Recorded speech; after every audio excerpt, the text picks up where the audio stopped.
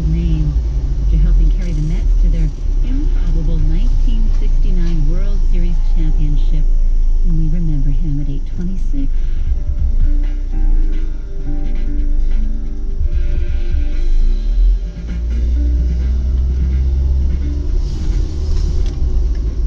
Supporting WHYY, Newman University offers a master's degree in pastoral clinical mental health counseling, which can help students meet academic requirements for professional licensure and become clinical mental health counselors. The unique program focuses on preparing graduates to integrate applying spirituality with counseling.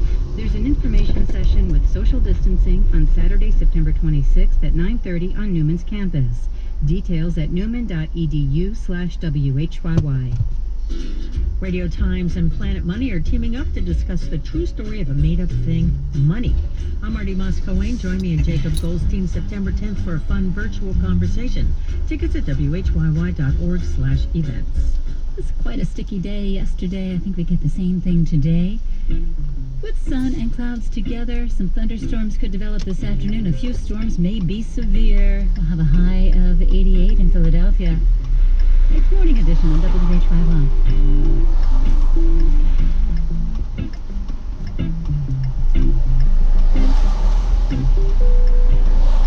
Support for NPR comes from this station and from Fidelity Wealth Management, providing perspective on a client's entire financial picture. Investment minimums apply. Fidelity Brokerage Services, LLC. From Jones Day, an integrated partnership collaboratively providing legal services for more than a century. 43 offices, 5 continents, serving clients as one firm worldwide. Learn more at jonesday.com. From Progressive Insurance, committed to protecting cars and drivers, whether on the open road or having a driveway moment while listening to NPR. Learn more at progressive.com or 1-800-PROGRESSIVE. And from listeners like you who donate to this NPR station. It's Morning Edition from NPR News. I'm Noelle King. And I'm Rachel Martin. The second biggest airline in the U.S. is moving forward with drastic cuts. United Airlines is putting more than 16,000 employees on indefinite furlough. The timing is worth noting because a federal aid package is due to expire at the end of the month, and that's prompting a wave of furloughs and layoffs across the industry. NPR's Camila Domonoske is covering this and joins us this morning. Hi, Camila. Hi, how are you? I'm doing well. So put this in perspective. How severe are these cuts? These are substantial. Between involuntary furloughs and voluntary departures, United is looking at reducing its workforce by more than a quarter.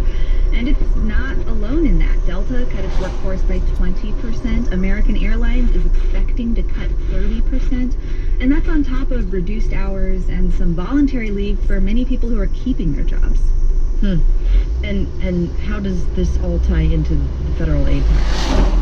So $25 billion was set aside in the CARES Act and specifically went to airlines. That was controversial. Critics called it a bailout. Democrats wanted more provisions covering climate change or minimum wages, which they didn't get.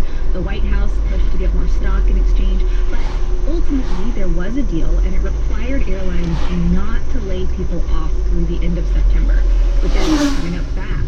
So United said it could start laying people off starting October 1st, and that the one thing, they're publicly saying this, the one thing that would stop these furloughs is if the program is extended. So they're asking their